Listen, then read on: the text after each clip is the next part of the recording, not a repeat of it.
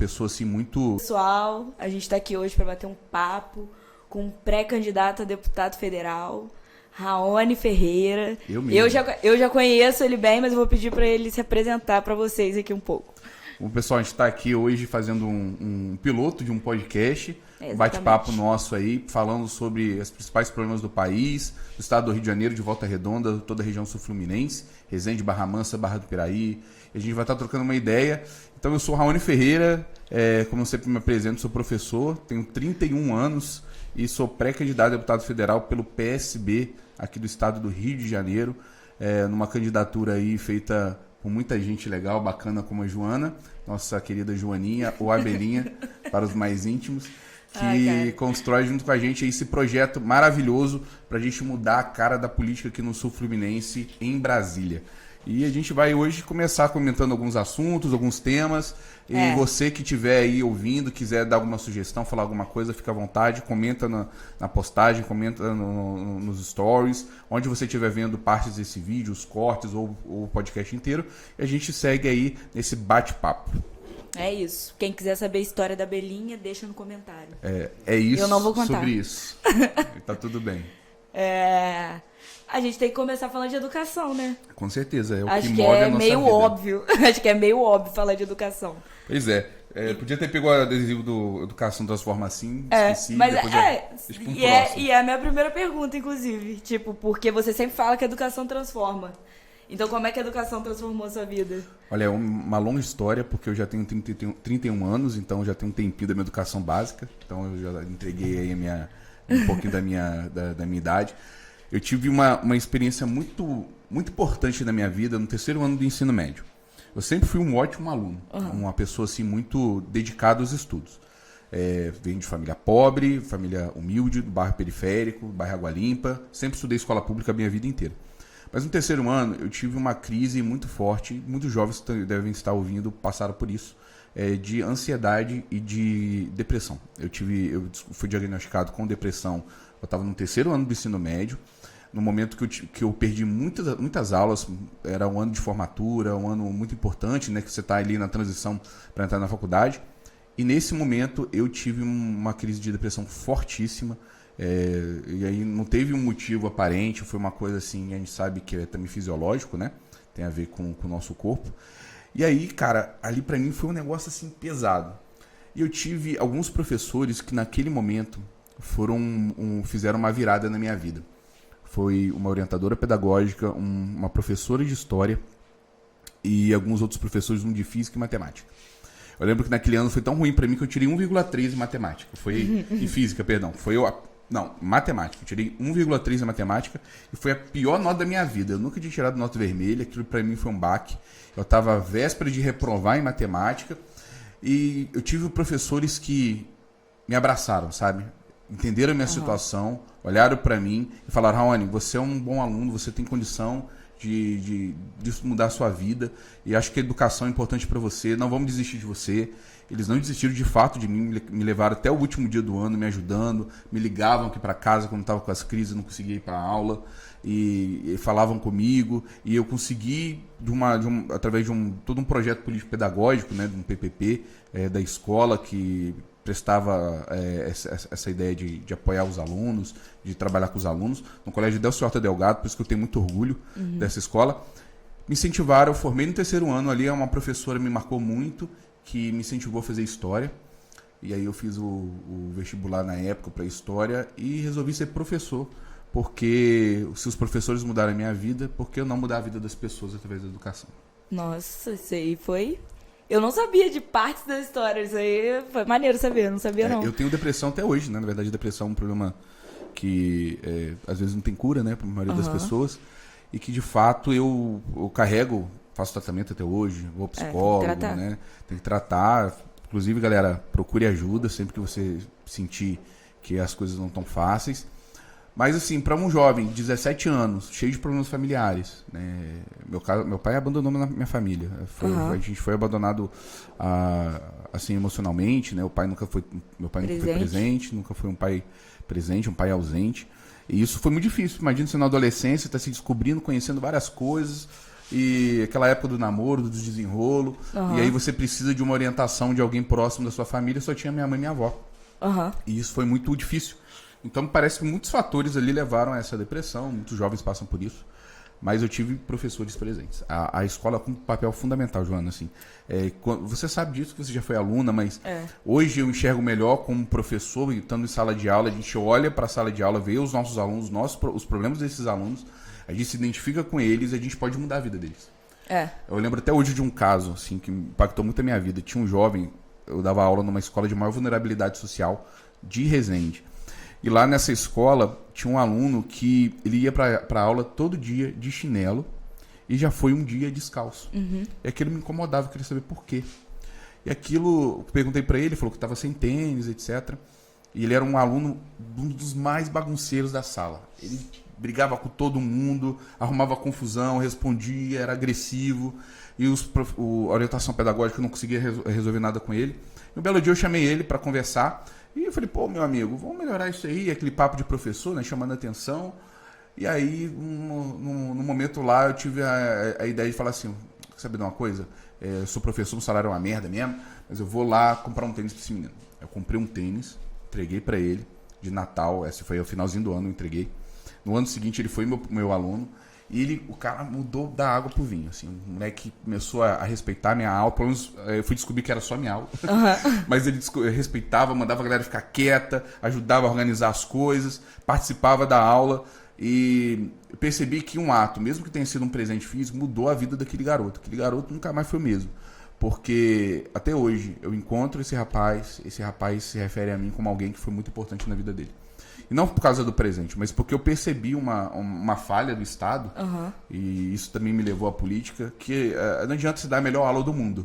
Se você chegar em sala de aula, se o aluno estiver com fome, se o aluno estiver com problema em casa, estiver com problemas sociais graves, a gente não vai mudar a realidade desse jovem. Isso que eu acho importante. Tipo, a convivência na escola é uma coisa que muda muito a vida das pessoas. A gente tem perspectivas diferentes. Eu sempre estudei em escola particular. Então, muitas das coisas que você via, eu não via. A gente tinha problemas diferentes que não chegam nem perto disso. Mas aí a gente vai ter que falar sobre isso também, porque você está falando de convivência na escola, de identificar problemas, alunos com problemas, de homeschooling.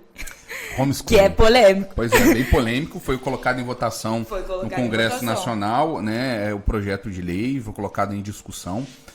Então, isso está avançando no Congresso Nacional. Explicar o que é homeschooling. É o ensino domiciliar. Seria o aluno não precisa mais frequentar a escola, a partir da tutoria de alguns mentores e também da participação dos pais. Esse aluno se formaria dentro de casa, ele teria aulas dentro de casa, assim, poderia ser tutoria online, e também ele poderia estudar sozinho. E aí, através de uma instituição, tem que sempre estar ligado a uma instituição. Ele não precisaria mais frequentar a escola. E isso foi colocado recentemente como se fosse a grande solução dos problemas da educação no Brasil. Das medidas. Né? E aí o argumento vamos tirar os alunos da escola porque a escola ensina coisas que eu não quero para o meu filho. Como viver em sociedade, respeitar as diferenças, né? Como currículo escolar, como lidar com as pessoas no dia a dia e respeitá-las, né? Que são valores importantes dentro da educação brasileira. E aí essas pessoas defendem esse projeto. E eu acho que é o seguinte, Joana, não dá, galera, para você olhar para o país e perceber que o homeschooling é uma solução, tem que ser uma pauta prioritária do governo. O atual governo pediu ao presidente da Câmara que colocasse em pauta alguns projetos de sua prioridade. O único projeto de educação que foi colocado era o homeschooling. Incrível. A gente tem um aumento de 171% de evasão escolar por conta da pandemia. A gente tem um problema seríssimo, que é o investimento barra PIB, que é hoje no Brasil de 5,6%. A gente deveria já ter alcançado os 7% para alcançar daqui a alguns anos a meta de 10%, que está previsto no Plano Nacional de Educação. A gente não alcança isso. A gente está com diversos problemas a nível de cortes na educação. Para ter uma ideia, o atual governo agora cortou 6,2 bilhões de educação e de ciência e tecnologia. Só da educação foram 3,2 bilhões. Isso é muito grave, isso vai impossibilitar que universidades funcionem. Nós temos um problema seríssimo, que é a nota do Brasil no PISA, que é um exame internacional. As nossas notas de Volta Redonda, de outros municípios do IDEB, são baixíssimas. A gente não alcança, nunca alcança as metas. Desde 2013 a gente não alcança a meta em Volta Redonda, a nota do IDEB. Ou seja, a gente tem quase 10 anos de atraso na educação, de problemas seríssimos na educação, de investimentos, mas no Congresso Nacional resolve o quê? Discutir homeschooling, como se fosse a solução dos problemas educacionais do Brasil. E é por isso que me instiga a todo momento a colocar meu nome como pré-candidato a deputado federal, porque a gente precisa de pessoas que defendem a educação de verdade, que vão discutir temas importantes e vão colocar a educação como algo prioritário. Né? Não pode ser um adendo, não pode ser a política educacional não pode ser um negócio que surge somente em período eleitoral ou surge para poder conseguir eleitor. Não, é um projeto de base para o desenvolvimento do país. Não há país desenvolvido sem investimentos em educação. Eu também acho, concordo plenamente com isso. Não adianta querer ficar dando medida, tipo assim, vamos inventar um outro método para as crianças estudarem, sendo que a educação básica não funciona. Pois é. Aí não, realmente... E a educação básica, que é o ensino fundamental e o ensino médio, é o que a gente precisa atacar de fato com investimentos. Quando eu falo atacar, é atacar os problemas, né? Depois atacar a educação. Já fazem isso, né? Todo dia, infelizmente. E a gente teve agora também, recentemente, Joana, a questão do corte da universidade, como fala? A gratuidade? A gratuidade da universidade, que é uma outra questão. Querem cobrar mensalidade. A gente vai voltar na educação básica, mas estão querendo cobrar mensalidade para quem estuda em universidade pública. Aí todo mundo acha isso legal, né? Nossa, mas assim, tantas pessoas que entram na universidade são filhinhos de papai, né? Que estudaram em escola particular. Mercedes. Dá licença. Estudaram em escola particular. E são a maioria, e os alunos de escola pública não conseguem ter um acesso, então quem tem condição de pagar, tem que pagar. É um discurso muito invertido, uma lógica invertida e errada. Porque, na verdade... Baseada em nada. Em nada. Porque os dados, na verdade, mostram que... A universidade pública, quem tem mais acesso são os alunos de escola pública, tá? São alunos mais pobres. Eu vi algum dado que eu acho que parecia que eram 70%. É um valor dentro dessa porcentagem. Isso também por conta da lei de cotas, né? E que não é cota só racial, é cota social, tem uma série de questões aí que ajudam no acesso a esses jovens de escola pública na universidade. Ponto. Outro fator importante é que dever fundamental do Estado, está na Constituição, e eles querem mudar isso através de uma emenda à Constituição, que tem que fornecer educação gratuita e universal. Artigo 206, galera, para quem quer saber. E dá uma olhada aí na nossa Constituição. Cara, tirar do Estado o seu papel de tratar a educação como um tema e investir em educação é terceirizar, porque é o seguinte, hoje o argumento estamos tirando dinheiro, estamos recolhendo dinheiro dos ricos que vão pagar a faculdade e ajudando os pobres. Na verdade, é o Estado retirando a sua responsabilidade sobre isso. Porque, na prática, a longo prazo, isso sempre aconteceu no Brasil, quando a gente perde direitos, a tendência é só piorar. Então, os investimentos nas universidades vão diminuir cada vez mais, porque eles vão falar assim, já que tem gente pagando na universidade, vamos tirar dinheiro então da educação. Vamos investir em outra área, não vamos dar prioridade à educação. E já está tirando, imagina com isso. E tem um outro fator também que eu acho que é muito importante a gente entender. É que quem tem o poder na mão de decidir a linha de corte, que é a partir de tanto salário tal, de renda per capita, que aquela família não precisa pagar a universidade. Disso para baixo é de graça. Quem determina isso não é a lei, não é o projeto que está ali. Isso não foi debatido democraticamente. Quem define isso é o Ministério da Educação. Então a gente precisa tomar cuidado porque a gente não sabe qual governo que vai estar lá amanhã. Né? E aí que eu não estou fazendo juízo de valor se é o governo A, B ou C.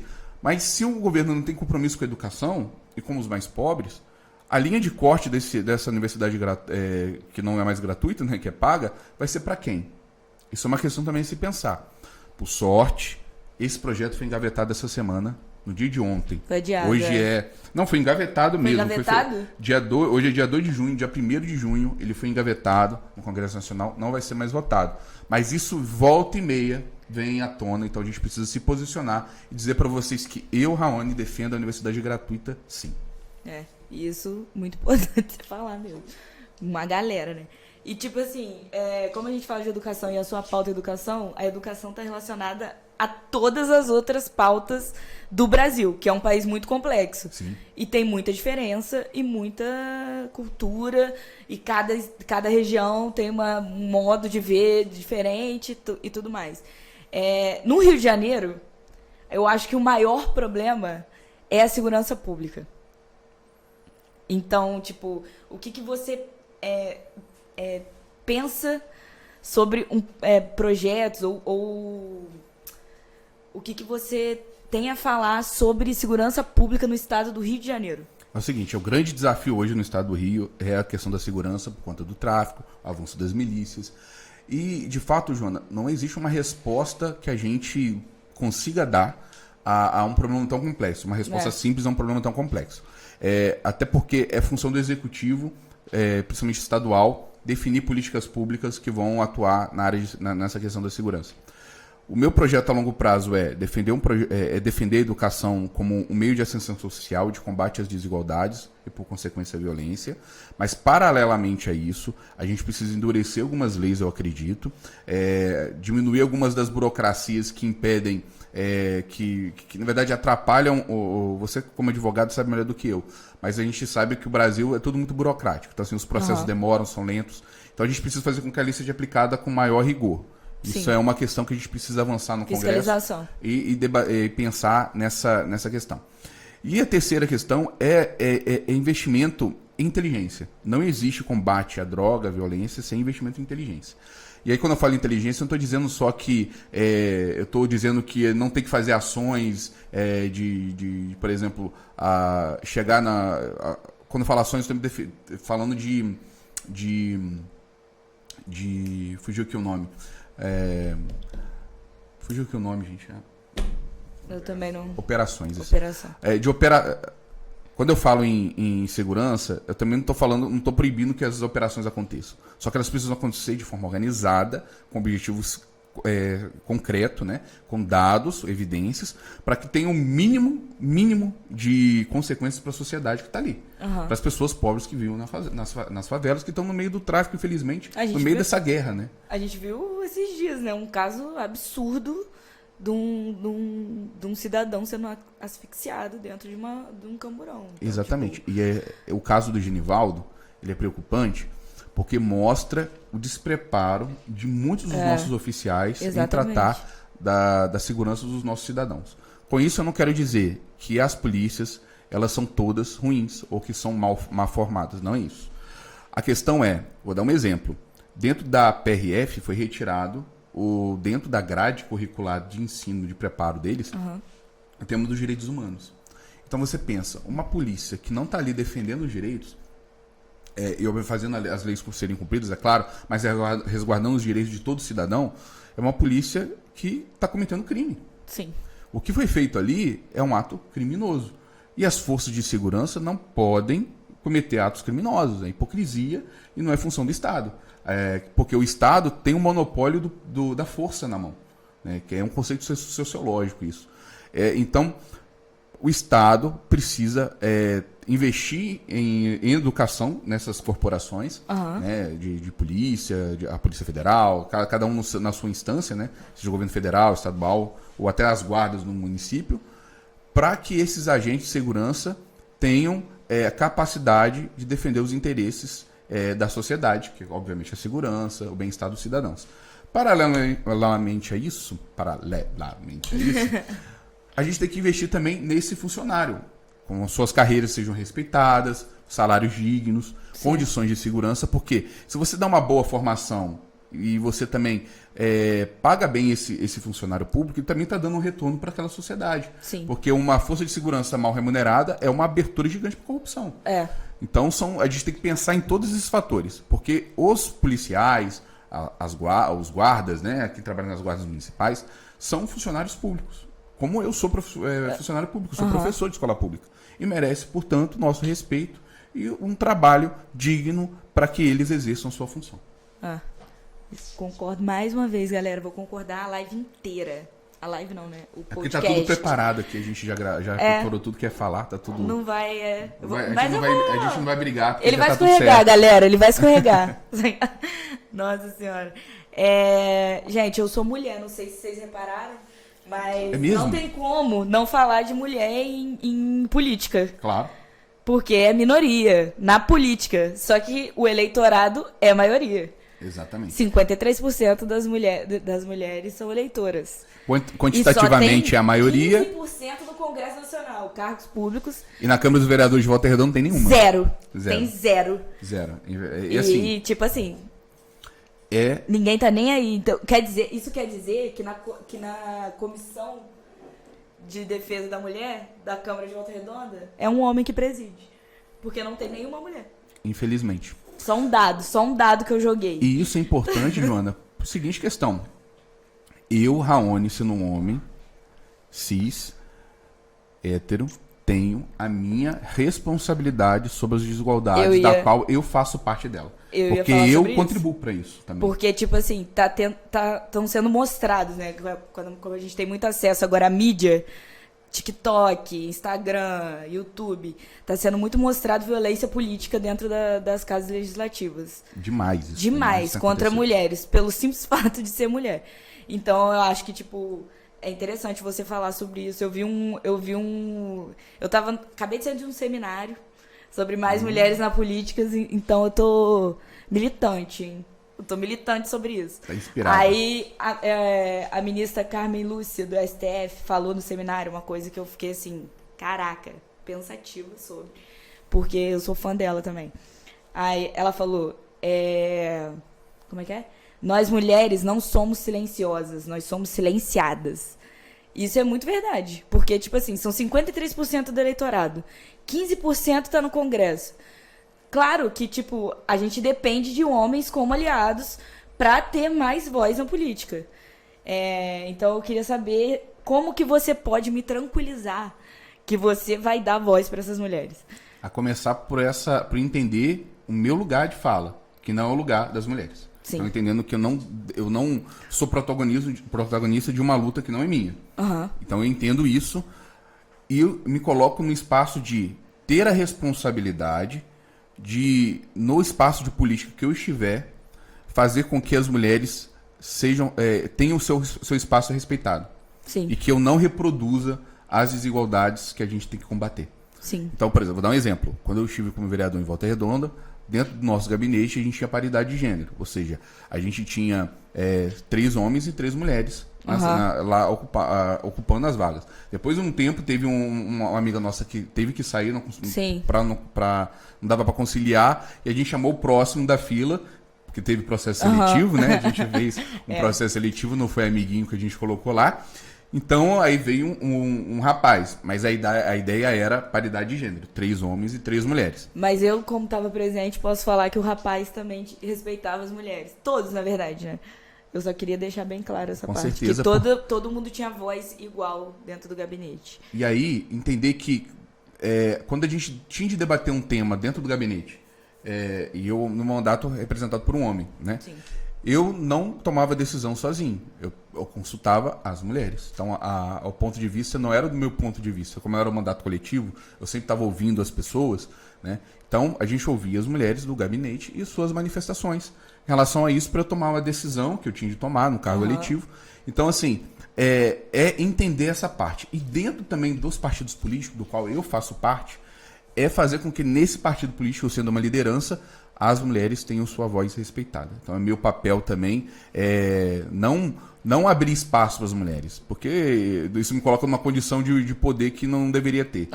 Mas respeitar o espaço que delas é necessário. Nós temos que conquistar o nosso espaço. Né? E eu tenho o dever de respeitar esse espaço. Então, assim, somos aliados. Eu estou nessa luta. Não vou usar a pauta das mulheres para benefício político, jamais faria isso. Eu quero que vocês entendam, mulheres, que eu tenho o meu compromisso em defender as pautas que vocês defendem por acreditar nessa sociedade mais justa, mais fraterna, né? Equidade, né, mais gente? equidade. Sim, acho que esse é o caminho. É isso.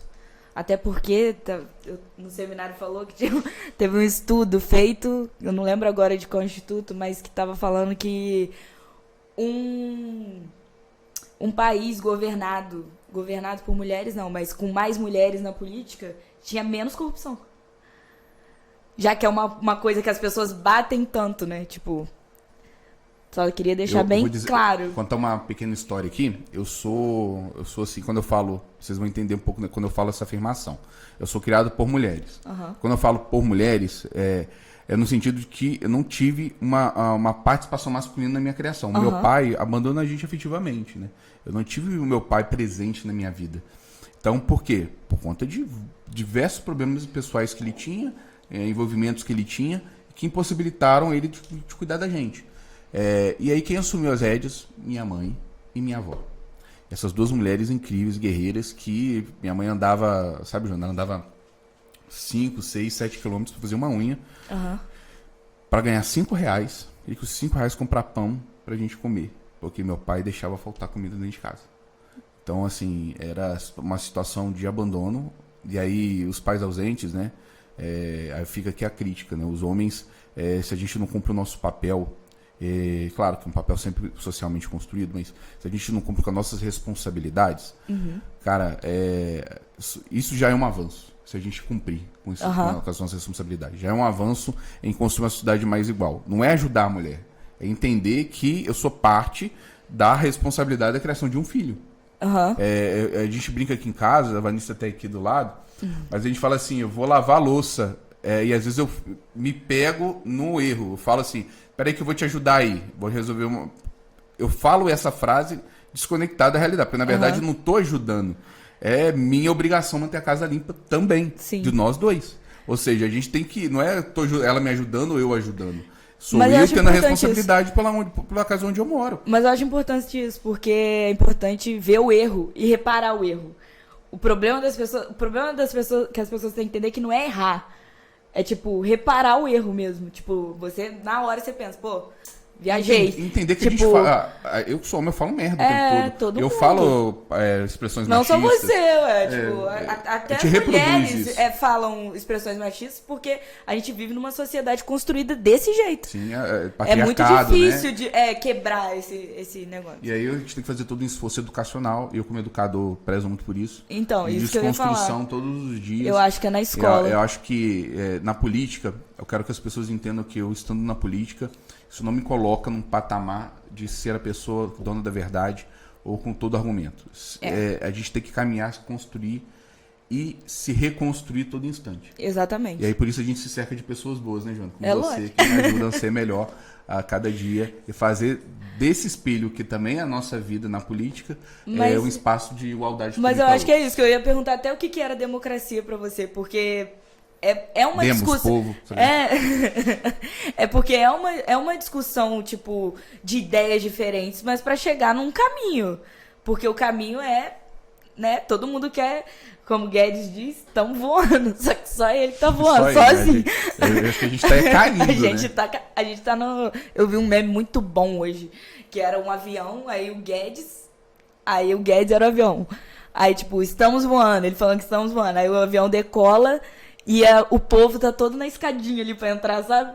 No chão e o avião lá em cima. Tipo, só ele que tá voando. A economia... Ele tá viajando mesmo, tá viajando. Porque a gente tá num momento que a nossa inflação de 2 dígitos é insuportável. A gente daqui a pouco, claro, vamos ter que deixar vamos começar a andar a pé, porque o gasolina tá R$8, R$9. Tá impossível a gente se locomover na cidade. As lojas de bicicleta multiplicaram na cidade. Pois é. É verdade, caraca. Pois é, eu não sou de andar muito de bicicleta, mas daqui a pouco eu tô vendo várias agora. Não via tanta loja de bicicleta. Só naquele espacinho ali. E olha só que problemão que a gente tem. Aumenta a inflação de 2 dígitos. O que encarece uma série de serviços e produtos. A gente tem um aumento aí do combustível, que também tem um problema direto no bolso dos empresários aí, eu não estou defendendo empresário, mas estou uma afirmação, do setor de transporte. Isso é repassado para nós. Então, daqui a pouco vai ter aumento de passagem, né, num transporte coletivo de Volta Redonda, para dar um exemplo, onde a gente se locomove, você também em Barra Mansa, né, que é precário. A gente tem por volta de 120 veículos em Volta Redonda andando, sendo que era para ter mais de 300. Então, olha só, a gente tem muito menos do que a gente deveria ter, sem contar que tem bairros na cidade que nem transporte tem, como São Carlos. Bairro São Carlos não tem transporte, não tem ônibus.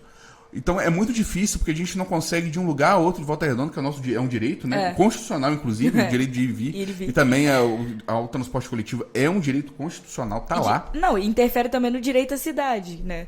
Porque o direito à cidade é você ter acesso às coisas, aos órgãos públicos e tudo mais. Exatamente. Então, você não consegue chegar no órgão público. Aí você não tem ônibus. O que você vai fazer? Pede um Uber. O Uber tá barato, gente? Não. Já passou, já tem muito tempo que não paga um Uber de R$10. Não, né? não tá barato. É 20, é 25, é 22, é 17 no mínimo. Ou seja, você paga, esse motorista de aplicativo é mal remunerado. Também, quem pega a maior parte disso são as empresas, né? De transporte, de aplicativos. E porque essas pessoas também têm que pagar uma gasolina mais cara, diminuir o lucro delas. E elas estão desempregadas. Olha que ciclo vicioso. Uma bola de neve. De problemas estruturais no país. E por que eu sou candidato? Porque a gente precisa debater isso no Congresso Nacional. Primeira questão, a gente precisa debater a política de preços da Petrobras. Que é uma questão que a gente precisa debater isso pelo viés econômico. A gente tem que também discutir um novo marco do transporte coletivo no Brasil. Que é um outro problema. Como é calculado o valor da passagem é bizarro. Você pega a quantidade de viagens no ano, divide pelo custo, e esse é o valor da passagem. Na época da pandemia, as pessoas deixaram de viajar, por conta, obviamente, do lockdown, as pessoas ficarem em casa, diminuírem home office, etc. E aí o custo continuou, aumentou, então você divide isso, aumenta o preço da passagem. E isso vai ser repassado para nós. Então não adianta a gente só brigar no município, porque a empresa daqui não cumpre com a legislação, porque não tem licitação. Se a gente não arrumar isso em Brasília, a gente precisa de uma legislação que defina as regras claras para que o preço do transporte seja colocado, seja feito. E existem iniciativas em prefeituras também de transporte coletivo que é por via estatal. Então tem várias formas de a gente pensar esse transporte, mas para isso a gente precisa estar em Brasília defendendo projetos lá no Congresso Nacional. É lá que vai mudar. Então esse é o meu compromisso também com a população, para a gente debater essas ideias aqui em sociedade, para chegar em Brasília e a gente fazer isso acontecer. E você teve um mandato de 3 meses, né, aqui em Volta Redonda como vereador. Piscou, 3 acabou. meses e 4 dias. 3 meses e 4 dias contados. E o que você leva, assim? O que você acha que você leva dessa experiência para Brasília?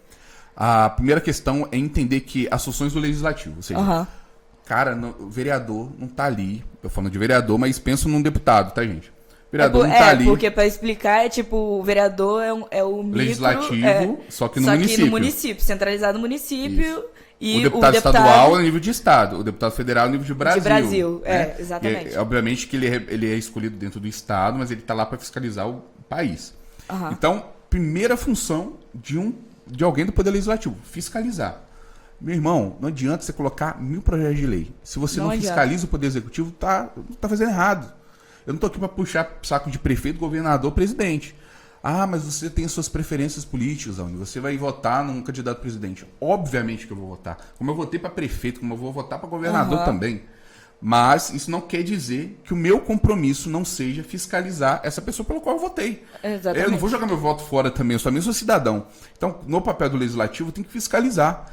E fiscalizar, gente, é ficar em cima, saber o que foi gasto, por que foi gasto, como foi gasto, e saber que aquelas políticas públicas estão funcionando ou não, e se precisar bater no governo, porque criticar, tem que criticar. Não é porque é base de governo A, B ou C que eu vou ficar ali babando o ovo de presidente da República, sendo que o país está afundando e a população está tendo seus direitos não preservados, né? Feridos. Eu estou ali para fiscalizar. Fiscalização, primeiro ponto, e qualquer membro do Poder Legislativo tem que cumprir isso. Na prática, a gente vê que não acontece. A gente viu isso em Volta Redonda, né? Que, não adiantava, eu participei até da produção de algumas leis, mas, a gente viu que não adiantava só fazer a lei, sendo que tinha muita lei que não estava sendo aplicada no município. A maioria das leis. Volta Redonda tem quase 6.000 leis. Vocês acham que 6.000 leis são aplicadas em Volta Redonda? Não. A gente viu que não IPTU progressivo não é, IPTU verde não é. Vocês sabiam, gente, de Volta Redonda, que tem uma lei que chama IPTU verde, que você tem desconto por fazer práticas boas ao meio ambiente? Tem gente que não faz ideia que isso existe. Mas ela não funciona. Não funciona, não é divulgada. Ela não é regularizada, etc. Infelizmente. Infelizmente. Ou seja, o papel do legislativo é cobrar o executivo, o prefeito, o governador, o presidente, para Não que importa quem seja. aquela lei seja aplicada. Aí entra o papel da produção de leis. Obviamente que qualquer membro do legislativo que também não protocolou um projeto de lei não é produtivo, né? Tá recebendo dinheiro público para quê? Então, só fiscalizar. Exatamente, não é só fiscalizar, a gente também tem que propor leis para melhorar o serviço público para a população. Às vezes são leis novas, às vezes são emendas às leis, às vezes são revogação de leis. Mas é o nosso papel fazer isso. Sim. Para que a população tenha os seus direitos tornados constitucionais, né? A gente pode protocolar na Câmara Federal, né? No Brasília. A gente pode protocolar as chamadas PLs, que são projetos de lei. A gente pode protocolar também as emendas, que são projetos de emenda à Constituição, né? Sim. São as PECs. E a gente também pode protocolar projetos de lei complementar, que são aqueles que vão fazer com que as leis que já existem possam funcionar de uma forma mais adequada. Então, tem várias maneiras de a gente atuar nesse ponto de vista e também saber o que a gente está votando, né? Porque não adianta Exatamente. só isso, tem que Isso votar é importante. bem, né? Eu acho que isso foi a coisa mais importante que você vai levar. E uma coisa muito boa que a gente fez, né, Joana? O quê? Tornou as nossas votações públicas. Eu te faço essa pergunta. Você já viu o que o seu deputado votou neste ano? Ou desde o dia que você votou nele na urna? Isso é importante. Eu fiz essa pergunta num evento lá que eu participei e as pessoas ficaram em silêncio. Eu falei, pois é, né? E eu fiz a minha parte. Eu acredito que eu tenho que dar publicidade às coisas. Isso também são princípios da administração pública. E eu fui lá e nós, né, publicamos todas as leis que nós votamos. Sejam aquelas que eram nossas, aquelas de outros vereadores. E eu colocava sim ou não. Em nenhum momento eu votei, me abstive de votação, sempre foi sim ou não. Acho que a gente tem que ter ou é sim ou é não. Né? Posso pedir para adiar, porque a lei não está legal, tem que debater mais, ok. Sim. Mas me isentar da discussão jamais. Eu acho que você se absteve de Não, não me abstive. Ah, não. Porque o Luiz anotou amarelinho. Ah, sim, Não era, eu não. Esse projeto estava amarelinho lá, mas chegou na hora eu votei não. Você votou não. Porque eu não sabia qual era o impacto daquela lei. Eu podia ter pedido a abstenção, mas eu sempre coloquei sim ou não. Sim, tá. Sim. Isso é verdade. Não, na verdade sim. não. Isso é uma coisa que confunde muito, hein, galera? Veto do prefeito é uma coisa que confunde muito. Eu conto essa história. Eu já votei num projeto que era do Neto. E assim, claro, votei vários projetos que eram do Neto que eram bons para a população. Mas sim. Eu já votei a favor do Neto quanto a sua própria base votou contra. Simplesmente porque muitos vereadores não leram o projeto. E era um projeto que determinava o uso de dinheiro público para ser gasto em instituições particulares que não tinham vínculos com a prefeitura. Isso é inconstitucional. E isso dá sérios problemas. Isso causa... empresa privada. Isso causa pode causar até impeachment de prefeito. Né? E aí, cassação, né, no caso. O que eu fiz? Lemos o projeto, estudamos o projeto e a gente chegou com o projeto definido. Vou votar? Não. A maioria dos vereadores votaram sim. Quando chegou a minha vez e eu falei não, no caso eu estava votando não, era a favor do veto do prefeito. Sim. Ele estava vetando aquela lei, aquele orçamento, na verdade era um orçamento.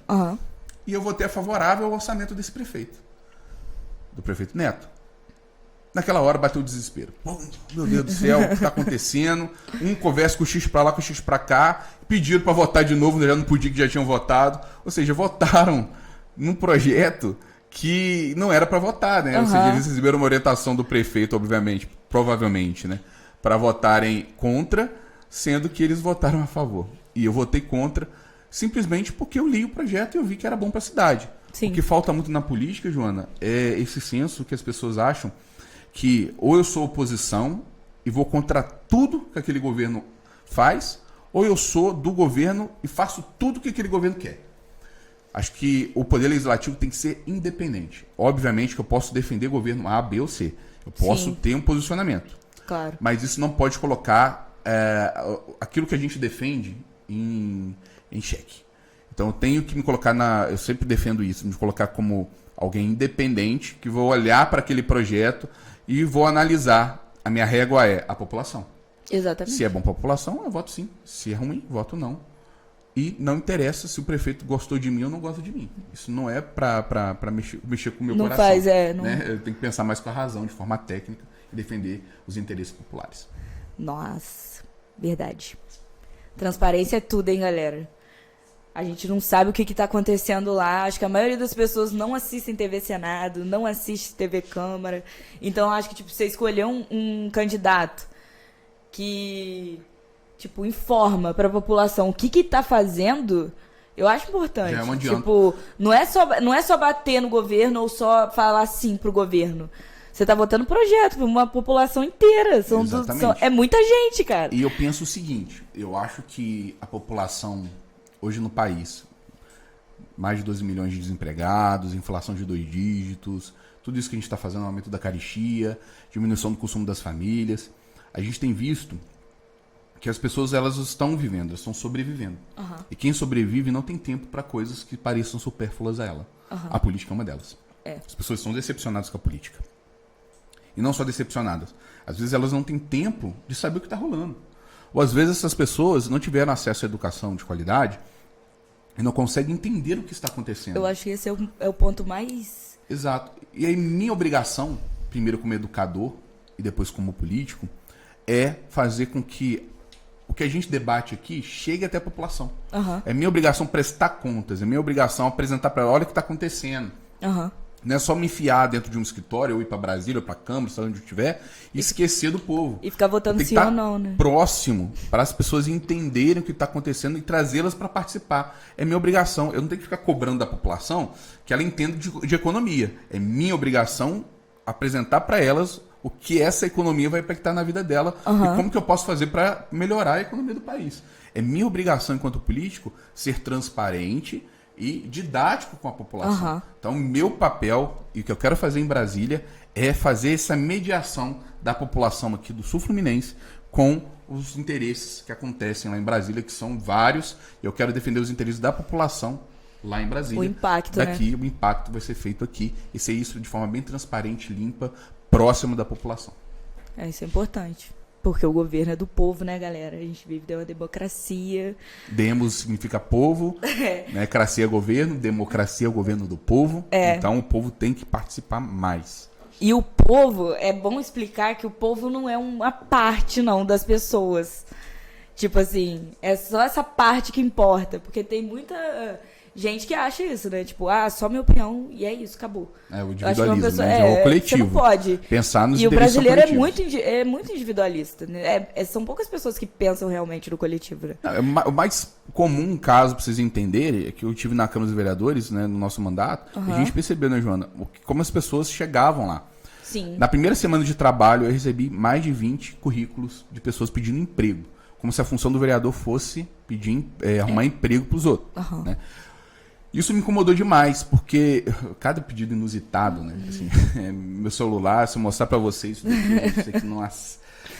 Desde gente me pedindo R$1.000 emprestado, a gente pedindo R$300 para arrumar o dente, a pessoas pedindo para fazer vários tipos de exame, inclusive para levá-las em outras cidades para fazer exame. Cada pedido que você imagina, que você não imagina, são coisas assim que fico até com vergonha de falar, falei os mais tranquilos. E meu papel era mostrar para essas pessoas que, olha, eu não vou aceitar fazer isso para você, não vou fazer isso, porque isso é errado, é antiético. Eu não posso furar a fila do SUS e colocar teu nome lá para o exame tal. E é criminoso, né? Porque criminoso, isso é probidade administrativa, isso é seríssimo. Né? Eu não posso chegar lá pegar... você acha que esse dinheiro vem da onde, né? Que as pessoas pedem, né? Não é do bolso do vereador, do salário do vereador. Não, eles fazem o que a gente chama de rachadinha, né? Pega os assessores, o dinheiro dos assessores, parte aquilo lá, dá um pouco pro assessor, o resto fica com o vereador e ele vai distribuindo isso para... Prática muito comum. Para ajudar no exame ali, para pagar uma gasolina para fulano, para pagar o time de futebol, a camisa, a bola, e, né, bancar o churrasco, né? Bancar a cerveja. E é isso que os caras fazem. Isso acontece em todo o país. Isso é uma prática horrível. E que a gente está lutando, né, Joana, para acabar com isso, mostrando e dando transparência. É muito difícil também você falar... Eu sei que eu tava lá no gabinete e eu vi. É muito difícil você chegar, tipo, pra uma pessoa também e falar não pra uma pessoa que tá precisando, tipo, de uma cama de hospital e tal. Mas é muito importante Porque é humilhante, também. né? Porque é humilhante. É muito. Mas se uma pessoa chega a fazer isso, é porque ela tá precisando muito. Chega num entendeu? E, tipo, eu achei muito importante você chegar e explicar pra pessoa por que você não poderia fazer aquilo. Porque a gente perdia às vezes, não, ganhava, né? 15, 20 minutos naquele papo com a pessoa pra explicá-lo por que aquilo era errado. Sim. E que outra forma ela poderia ser ajudada. Que aí eu indicava ela, olha, você tem os vicentinos dentro da Igreja Católica que ajudam, existem instituições que podem te ajudar, você pode procurar assistência social do CRAS do seu bairro, ou ali na SMAC, eles vão poder te ajudar. Então a gente endereçava aquelas pessoas aos locais. Quer emprego? Vamos endereçar às instituições públicas ou privadas que indicam empregos. Vagas.com, Cine. E a gente fazia a nossa parte. Sim. Que era fazer essa mediação. Contato de alguém, tipo, que tava precisando. Exatamente. Às vezes a gente ficava sabendo de um amigo ou outro, assim, olha aqui, tem essa oportunidade aqui surgindo na internet, qualquer coisa do tipo. Manda o currículo para lá então, e tal. era tentar mostrar para a população que, olha, não é papel do vereador fazer isso. Até porque, se eu arrumasse emprego pra galera na prefeitura, eu estava vendido a um determinado governo. E eu não quero fazer isso, porque eu preciso votar em projetos que sejam do interesse da população. E se um dia esse projeto for contra, eu vou ser cobrado por isso. Sim. Então, portanto, a independência me dispõe a me colocar a serviço da população e não aceitar nenhum favor político que vem de cima. Isso era uma coisa interessante também lá, porque, tipo, era você ali com essa visão e alguns outros também tinha com essa visão, tipo, de votar projeto, achar o projeto legal e votar no projeto. Debater o projeto, não porque o projeto é de A, B ou C, porque exatamente, é bom ou ruim. Porque é bom ou ruim e debater projeto. Mas a gente via que isso não acontecia muito, né? Tipo, às vezes não queriam debater o projeto, queriam só votar e ir embora e tal. Mexer no celular, né? Mexer no celular, não prestava atenção na fala do que a outra pessoa estava acontecendo. Mas você vê isso em Brasília. Então, é isso que eu ia falar. Isso é uma coisa espelhada. Tipo, você vê isso em Brasília também. Sim. E aí... 503 deputados, você acha que os 503 deputados, todos eles estão compromissados com as pautas do povo? Não é importante as pessoas dos outros estados também votarem em pessoas que tenham essa visão de transparência. Vou contar um negócio pra vocês. Eu estive no Congresso Nacional no mês de março, na última semana de março. Foi eu e o Eco, que está aqui. Era meu chefe de gabinete na época. Depois a gente vai botar a arroba do Eco aqui, que ele gosta de biscoito. Adoro um biscoitinho, principalmente recheado. Mas é o seguinte, eu estive em Brasília e posso dizer para vocês, a maioria dos deputados não trabalha. Gabinetes fechados, e era dia de sessão. Eu fui para Brasília numa quarta-feira. Então, na quarta-feira é um dos dias mais intensos. O deputado não foi. Gabinete fechado. Não sei para onde que ele estava, mas a gente tentou agendar reunião em vários gabinetes para conversar com vários deputados aqui do estado do Rio para resolver certos problemas, etc. No fim, eu só fui atendido no gabinete que já tinha agendado antes, que recebi o convite, que é do deputado Alessandro Molon, nosso pré-candidato ao Senado. É esse trabalho. E aí a gente percebeu o seguinte, não é só em câmeras de vereadores, em Alerj ou Alesp, mas também no Congresso Nacional, é onde as pessoas, de fato... Muitos não têm compromisso com a nossa população. Então, nosso compromisso é participar de todas as sessões. Quando eu estive na Câmara dos Vereadores, não faltei o dever, nenhuma. Né? Esse é o básico. Tipo assim, é igual chegar falar no emprego, tipo assim, tem que chegar na hora. Tipo, não tem que ser falado. Você tem um horário. Tipo, pois é. Tem sessão. É o básico, básico. Acho que teve umas 5 sessões que não tiveram. Por aí. Eu estava na Câmara, porque não deu quórum. E o quórum é de 11 vereadores, pra você ter ideia da dificuldade que foi. Tem 21, né? 21 vereadores, ou seja, no mínimo faltaram 10. Eu acho que a gente tem que ter compromisso com o trabalho legislativo. Eu não faltei nenhuma sessão no tempo que eu fiquei lá, eu me orgulho muito disso, mas eu sei que é uma obrigação, que todos deveriam fazer isso. Mas quando não faz, a gente cumpre o nosso papel. É complicado, né? A gente faz claro, tirando aqueles que estão passando com algum problema de saúde, estão de atestado, óbvio, claro, justificado, né? Não é nada disso. Nenhuma radicalidade nisso. Você passava no gabinete, então, lá no Congresso, uma plaquinha volto já, desde janeiro. Exatamente, nesse sentido aí. E o Brasil é o país que mais mata transgênero no mundo e tem mais violência contra LGBT, né?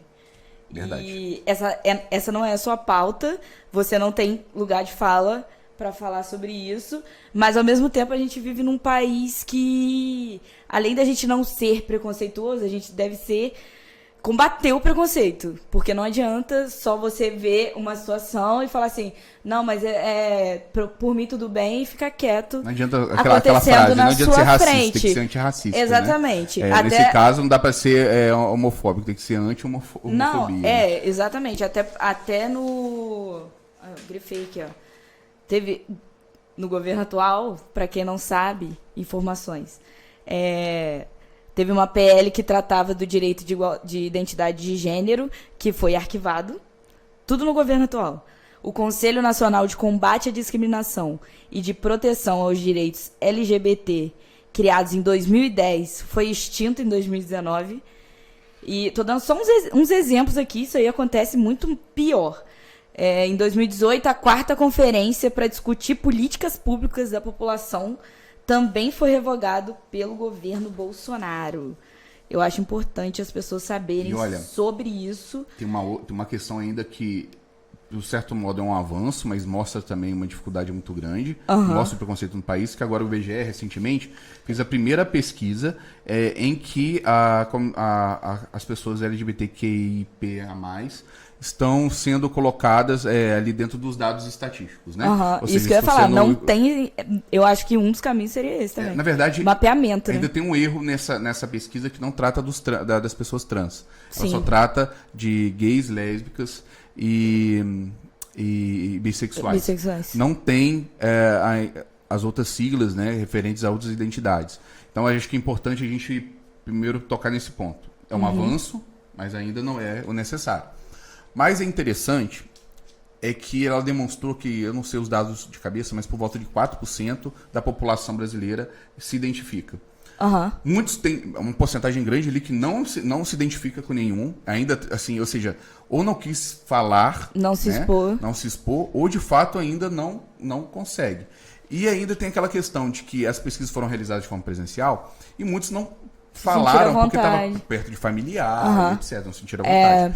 Então, assim, essas são questões de subnotificação. Isso demonstra um preconceito enraizado no país. Isso demonstra que faltam dados também para a gente fazer política pública. Exatamente. Por isso essa pesquisa é importante, mas não é o suficiente ainda.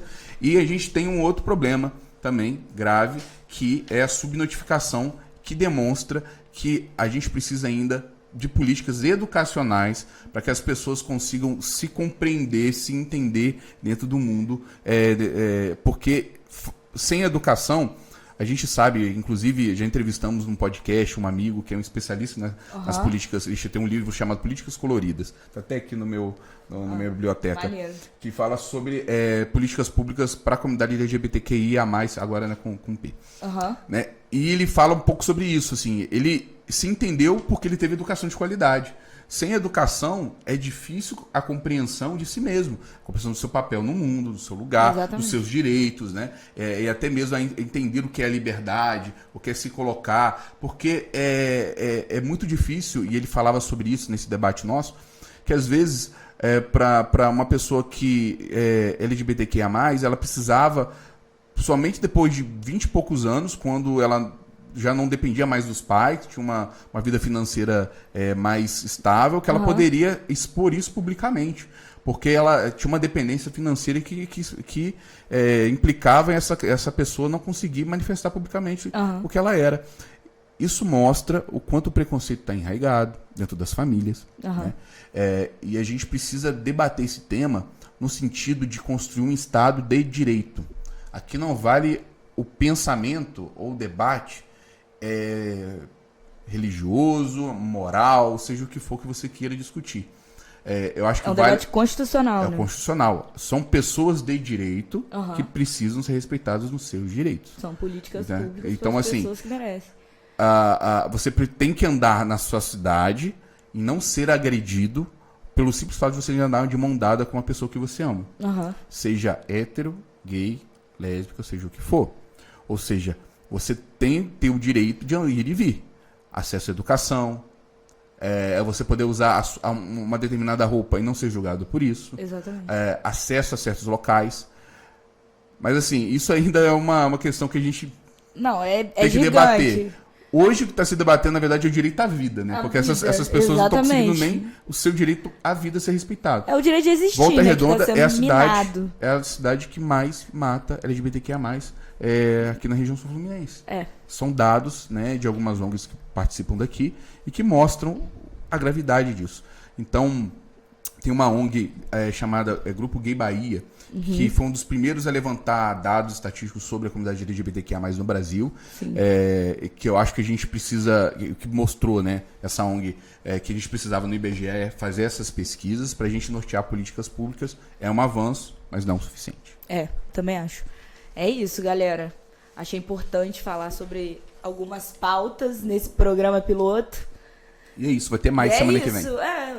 Depende de tanto de curtida, like, né? Que tiver, tipo, um monte de perguntas sobre várias questões. Às vezes tem alguém que discorda em alguma coisa. E fica à vontade, acho que a democracia também, é pra isso, né? Democracia não comenta, só igual, respeita não. o coleguinha. Exatamente. Só não desrespeita as pessoas. Pensamentos diferentes existem. Usem dados, evidências. Não só escreva aí se você discorda Bolsonaro 2022. Porque a resposta Discorde vai vir com dados e evidências. Exatamente. É isso, galera. Tamo junto e valeu. Obrigado, Joana. Obrigado, Raoni. Tamo junto.